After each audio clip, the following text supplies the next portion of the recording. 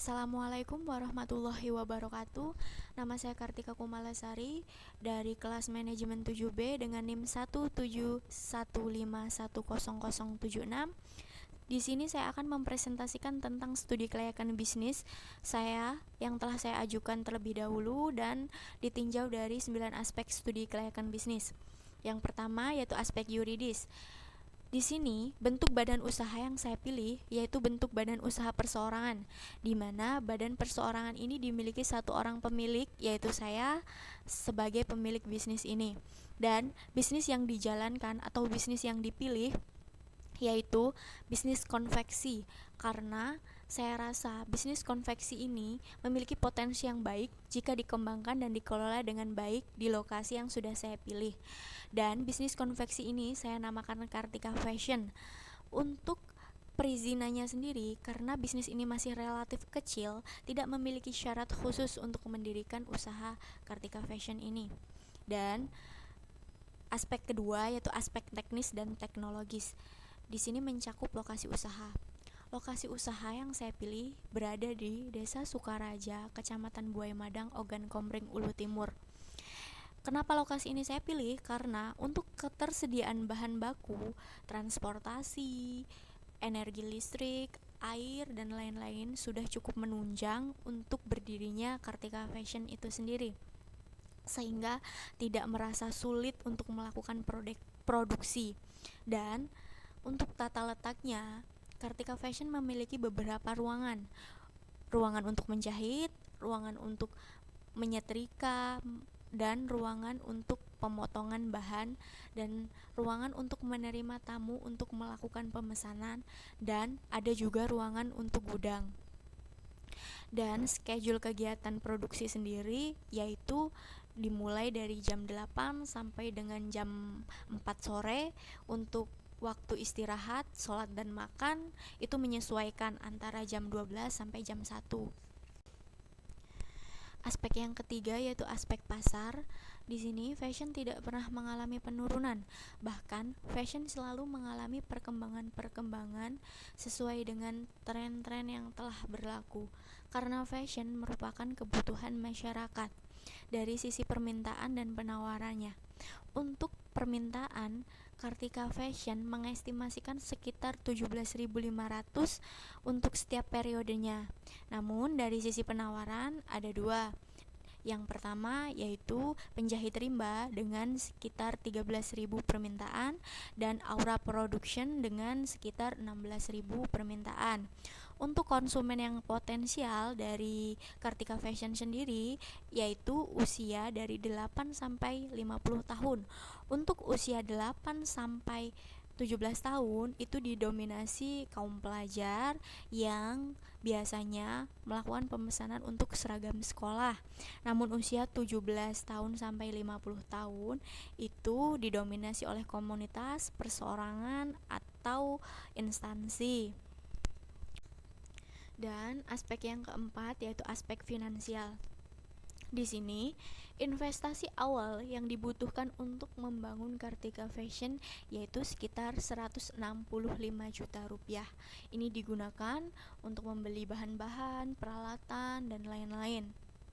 Dengan unit BEP 14.976 unit itu sudah menjadi titik tulang pokok atau titik balik atau titik impas dari seluruh unit yang diproduksi, yaitu sekitar 17.500.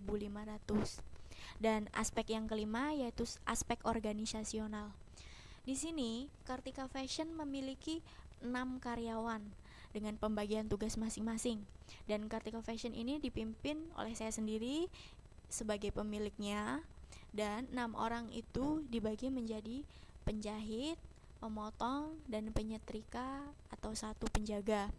Di sini untuk penyetrika dan pemotong untuk sementara masih dilakukan oleh 1 orang pekerja atau pegawai. Yang 4 itu untuk orang yang menjahit atau memproduksi langsung. Namun ada juga 1 orang itu mempunyai tugas ganda sebagai supir dan sebagai penjaga dari usaha ini. Aspek yang keenam yaitu aspek pesaing, di mana di sini Kartika Fashion memiliki dua pesaing potensial, yaitu Penjahit Rimba dan Aura Production. Kedua pesaing tersebut memiliki kelebihan, yaitu kedua pesaing tersebut berdiri lebih lama atau lebih dulu daripada Kartika Fashion, sehingga secara otomatis masyarakat lebih mengenal dari dua pesaing tersebut karena Kartika Fashion merupakan usaha baru. Namun, Kartika Fashion memiliki strategi untuk bisa dapat bersaing, yaitu dengan beberapa kelebihan yang ditawarkan, seperti Kartika Fashion memiliki banyak produk dengan harga yang bervariasi sesuai dengan kualitas, dan Kartika Fashion melakukan beberapa promosi di online maupun offline, seperti di sosial media, marketplace, dan lain-lain. Untuk offline-nya sendiri, Kartika Fashion membuat brosur, mendirikan beberapa banner yang mengiklankan bahwa Kartika Fashion itu memiliki beberapa produk yang unggul. Aspek yang ketujuh adalah aspek lingkungan dan AMDAL. Untuk AMDAL-nya sendiri atau analisis dampak lingkungannya sendiri, Kartika Fashion sudah memikirkannya dengan baik, karena untuk sisa-sisa dari kain-kain yang sudah tidak terpakai itu, Kartika Fashion langsung mengumpulkan untuk di-store atau diserahkan kepada pengrajin-pengrajin keset, sehingga tidak menimbulkan limbah yang dibuang sembarangan di sekitar atau di lingkungan dari Kartika Fashion tersebut, sehingga untuk penyemaran lingkungannya tidak terlalu ada dan bahkan tidak ada. Aspek ke-8 dan ke-9 yaitu aspek ekonomi dan aspek sosial. Ditinjau dari aspek ekonomi dan aspek sosial, Kartika Fashion ini memberikan dampak positif bagi masyarakat setempat, karena berdirinya Kartika Fashion akan memberikan dampak atau akan memberikan peluang kerja baru bagi masyarakat setempat, karena Kartika Fashion akan membuka atau merekrut beberapa karyawan yang diambil dari masyarakat setempat, yang secara otomatis akan menaikkan pendapatan mereka dari segi ekonomi akan lebih membaik dan akan membantu perekonomian mereka, terkhusus bagi masyarakat yang telah menjadi karyawan dari Kartika Fashion tersebut. Baiklah, sekian presentasi dari saya. Untuk kurang lebihnya saya mohon maaf, kepada Allah saya mohon ampun. Saya akhiri, billahi taufiq wal hidayah. Wassalamualaikum warahmatullahi wabarakatuh. Terima kasih.